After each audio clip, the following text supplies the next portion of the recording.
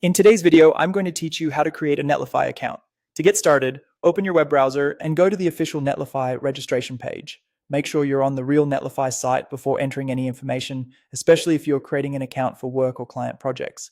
Starting from the official registration page helps you avoid confusion and ensures you're signing up in the right place. Once you're on the sign up screen, you'll see a few different ways to register. Netlify allows you to create an account using an existing Git provider such as GitHub, GitLab, or Bitbucket. You can also sign up using your email address and a password if you prefer not to connect a Git provider right away. This is a useful option if you want a quick setup or if you're still deciding how you plan to manage your projects. If you choose to sign up with a Git provider like GitHub, Netlify will prompt you to authorize the connection. This step allows Netlify to access your repositories so you can deploy websites and applications directly from your code. As you go through the authorization screen, take a moment to review the permissions being requested.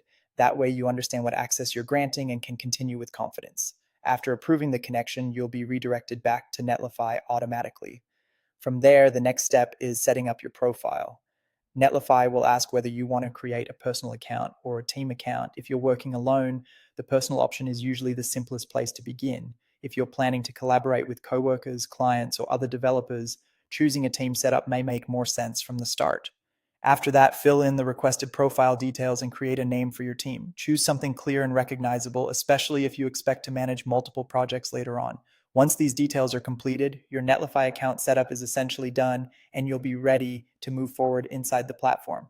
At this point, you can start exploring the dashboard, connecting repositories, and preparing your first deployment. If you're new to Netlify, taking a minute to look around the interface can help you get comfortable before you begin building or publishing anything.